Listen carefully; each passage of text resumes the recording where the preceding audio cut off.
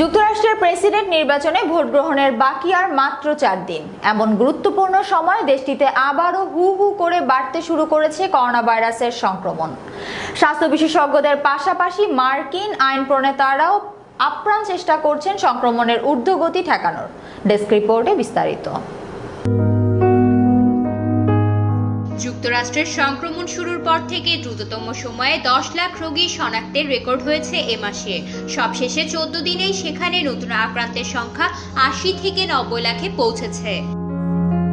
দেশটিতে একদিনে সর্বোচ্চ রোগী শনাক্তের নতুন রেকর্ডও হয়েছে গত বৃহস্পতিবার। এদিন অন্তত 91,248 জন নতুন করে করোনা পজিটিভ শনাক্ত হয়েছেন। বেড়েছে হাসপাতালে ভর্তি রোগীর সংখ্যাও। অক্টোবরে দেশটির হাসপাতালগুলোতে করোনা রোগী ভর্তির হার বেড়েছে 50%-এরও বেশি।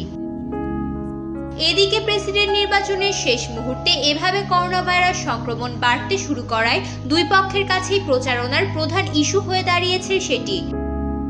মার্কিন প্রেসিডেন্ট ডোনাল্ড ট্রাম্প শুরু থেকেই করোনা ভাইরাসকে হেলাফেলা করছেন। এরপরে নিজেই আক্রান্ত হয়ে হাসপাতালে ভর্তি হয়েছিলেন। সংক্রমণ ছড়িয়ে পড়েছে হোয়াইট হাউসে তার সহকর্মীদের মধ্যেও। তবে মহামারী নিয়ে এখনো নিজের অবস্থান বদলাননি এই রিপাবলিকান নেতা। তার নির্বাচনী সমাবেশগুলোতে সামাজিক দূরত্বের বালাই নেই বললেই চলে। সেখান থেকে ব্যাপক হারে সংক্রমণ ছড়িয়ে পড়তে পারে বলে সতর্ক করেছেন বিশেষজ্ঞরা। তবে ট্রাম্পের দাবি দেশ করোনা মহামারী পুরোপুরি নিয়ন্ত্রণে রয়েছে। গত শুক্রবারে তিনি এক টুইটে বলেছেন, যত বেশি পরীক্ষা তত বেশি আক্রান্ত, আমাদের পরীক্ষা সবার সেরা, মৃত্যু অনেক কম। তবে নির্বাচনে ট্রাম্পের প্রধান প্রতিদ্বন্দ্বী জো বাইডেন তার প্রচারণায় করোনা ইস্যুকে অত্যন্ত গুরুত্ব দিয়েছেন। তার বেশিরভাগ সমাবেশই হচ্ছে ড্রাইভ ইন পদ্ধতিতে, অর্থাৎ সমর্থকেরা গাড়িতে বসেই সমাবেশে অংশ নিচ্ছেন।